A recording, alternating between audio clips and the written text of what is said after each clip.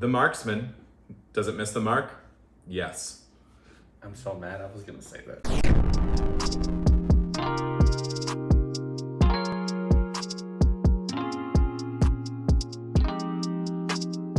Marksman is Liam Neeson's latest January action movie. Hot off the tails of whatever the fuck came out last year. I am always in for a Liam Neeson action movie. Mm-hmm. We saw this, you didn't. Nope. So this one is, I'm trying to think of how to describe this in a nice way. Lukewarm. Yeah, it is lukewarm. And you don't even see it, you know what it's like. So he lives on I think it's Arizona-Mexico border. And he lives literally right on the border, yet he can't speak a fucking lick of Spanish. He's lived there his whole life. Makes no sense. Yeah. So the cartel is chasing these two people, and they happen to run into each other. He wants to turn them into Border Patrol. They, of course, don't want to. And something happens. Someone dies, and he has to take care of this kid for the whole movie. I actively hated the first half of this movie. I was miserable. And then somehow it won me over the second half. Not enough to like the movie and give it a positive rating, but like it knew what it was by then, and I was here for it. So Liam Neeson is... I'm just going to read bits and pieces of my notes that I took during this movie because I'm like, I knew it was coming and I could almost type it out before like it came up. So he's a hardworking American, literally draped, like the American flag is behind him in one scene when he's facing the prospect of losing his ranch. And then he mentions his dead wife. Like it's back, beat for beat. Of course, he is a vet. He fought in Vietnam? Yeah. And then it's Liam Neeson, so he's zigzagging in and out of his accent. Like it is a Southern gentleman that sounds like he's Liam Neeson. It's Liam Neeson as a cowboy. Yeah, exactly. So, but he is the type of like he just reminds me of my grandpa. Like that's what they're going for. Like my mom's dad, like lived on a farm his whole life. Works with his hands. I don't have a phone. I need a map to get across the country. Hasn't updated his furniture or TV since the 70s. Like just that type of old Southern man. Like this is what this is like made for Clint Eastwood. Like Gran Torino, the mule, like all that stuff. This is that character. I think I liked Gran Torino. I like Gran Torino. Get off my lawn. But this is like this seems like it was sent to Clint Eastwood. He's like, nah. No, that's too boring. Liam Neeson. Which, Clint Eastwood is the king of too boring, so that's interesting that he turned this down. I know what I said. I know what I said. Clint Eastwood was too busy talking to empty chairs to do this one, so. And so Liam Neeson's character is faced with a moral dilemma. Does he keep the money that this mother gave him to watch over his child, or does he not? So... I don't know. There's random notes I have since then. But yeah, that's basically, you get the gist. This movie is by the numbers as hell. Well, and then you talked about how he can't speak Spanish. And that part actually, I remember noticing that the two people come across the border and the guy comes up, the cartel guy, and starts speaking Spanish. And he says, "Hey, blow English." And I'm like, he lives on the Mexican American border, and he doesn't know habla inglés. Like everyone knows that, and this guy doesn't know. He knows like comida. And he doesn't know habla inglés. He says hablo English. It was the most jarring moment of the movie. Was it supposed to be intentional? Yeah, absolutely. It was intentional. I guess. Yeah. Completely. And because Liam Neeson drops the accent hard with that. He can't do accents. And so it's just Liam Neeson yelling hablo English it was a rough part. But yeah, this movie has no twists.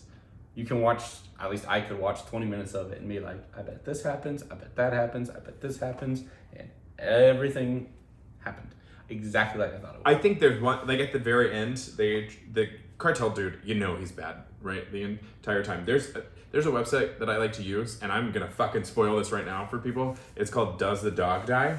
And I literally looked up, and it was not on there yet. The dog fucking dies. So that needs to be spoiled, so you can prepare yourself for that shit. But you can see it coming because they run away and leave the dog, and you're like, then he goes, "I'm gonna go back for the dog." You're like, "Oh, the dog's gonna die." Well, it felt like this kind of movie. Like I knew the dog was gonna die, but like still like update your website. But so I don't know. There's like a part towards the end, the cartel guy is bad. I mean, he kills the fucking dog, right? So they try to like humanize him at the end and show him that he has a choice to make and is a human being and all these things. I just don't think it works. I think it comes out of left field. Also, like, this movie comes off a little bit racist sometimes, and it's like, and it's intentional at first. It's trying to show his ignorance, I think, but just the way that like the Hispanic characters are written at the beginning, like, just because of how tropey it is, it feels racist to me. Mm-hmm. Now, I mean, it's not like blatant racism. It just seems ignorant at times. This movie is a lot like Logan, but in a worse way. Not you, Logan, but like Wolverine Logan. Like, it looks like that kind of vibe. Like, it's like a grizzled Western, but it doesn't work. And like, he's literally helping a kid and training him and all this stuff. And like, I don't know. So what's the point? I don't know. So does he inherits this kid somehow? Does he train this kid up to be like a killer? No, he's not even a fucking marksman. He shoots a gun like 8 times. Like, he was in the war, and that's it. He was a Marine. The title, it makes no sense. So I just don't understand what the point would be. The point is, I don't know, he tries to save a kid and learn that there's more to life than just his ranch, and that that these people coming to America looking for a better life.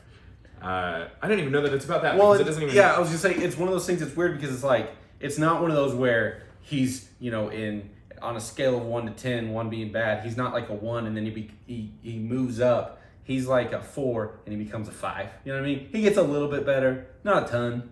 So it's. But he's not really that bad either. No. I'm saying my point was more like there's not much growth. Like, he changes, but he doesn't really grow. He just kind of gets a little better. Like, he likes his kid a little more, and that's it. Like, he doesn't grow. And it's not like he hates them because they're from Mexico. He just wants them to do it legally, which because even in the beginning, he finds a guy, and they didn't even express that he wants. He finds a guy on his side of the ranch, on his side, or on the U.S. side, who's like in the desert and stuff, and he gives him water and calls an ambulance, and it's like, so he's starting out at a pretty good point.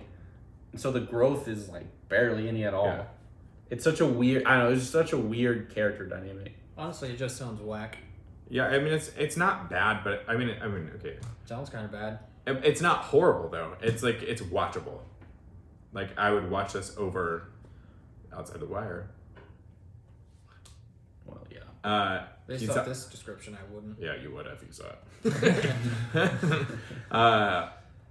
I don't know, but there's so much dumb shit that happens in this movie. Like, it takes place at the Border Patrol main location or whatever. So he is able to see the exact cartel's car, and then the cartel is able to see him with the kid. I'm like, this is taking place a long way away. How are they seeing all this stuff? Like, I don't know. And then also, how do they know where he lives? Yeah.